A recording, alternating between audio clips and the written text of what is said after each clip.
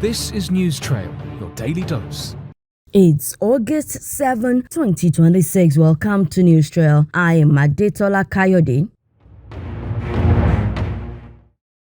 Following the rigmarole in Osun State, President Bola Tinubu has directed the Economic and Financial Crimes Commission (EFCC) to vacate a court order freezing an account belonging to the state government, noting that he is deeply embarrassed not by the EFCC's exercise of its mandate backed by a court order, but by the timing of the agency's action. The president said the directive became important because every action taken by an institution of state, especially at the federal level, is always credited to him as the president,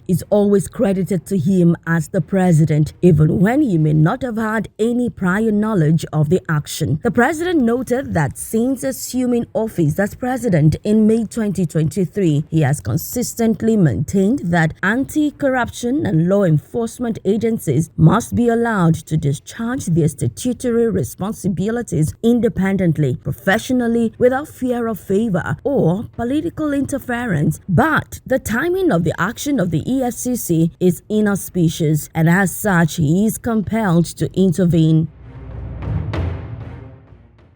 The Independent Corrupt Practices and Other Related Offences Commission (ICPC) says it has identified 2 additional fake government agencies linked to Adeniyi Matthew Adeyemi, the self-proclaimed Director General of the Presidential Foreign Intervention Promotion Council (PFIPC), as investigations into the alleged fraud deepen. ICPC Chairman Musa Aliyu says investigators have established that Adeyemi was never appointed by the federal government and that the PFIPC had no legal backing, having neither been created by an act of the National Assembly nor by an executive order. According to the interim findings, the appointment letter used by Adeyemi was forged, while the fake PFIPC unlawfully took over the offices and official instruments previously used by the defunct Presidential Economic Advisory Council. The 2 other fictitious government agencies uncovered are the FCT Investment Promotion Agency and the Foreign Investment Promotion Agency. They were created using forged legislative instruments and were used to open bank accounts for illegal activities. That's according to the ICPC.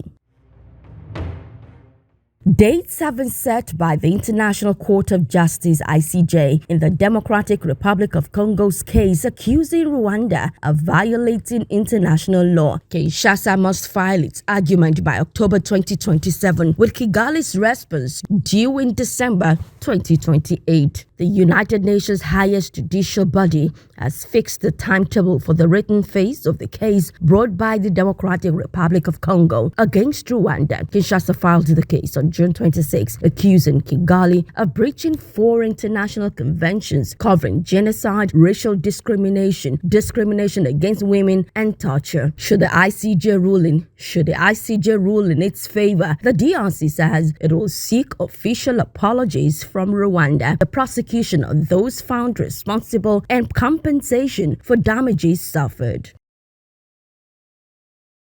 And that's it on News Trail for today. Many thanks for connecting. Please do not forget to like, comment, share, and subscribe to our YouTube channel, News Trail. And always remember, the future can be uncertain, but guess what? That can also be a good thing. Have a terrific weekend.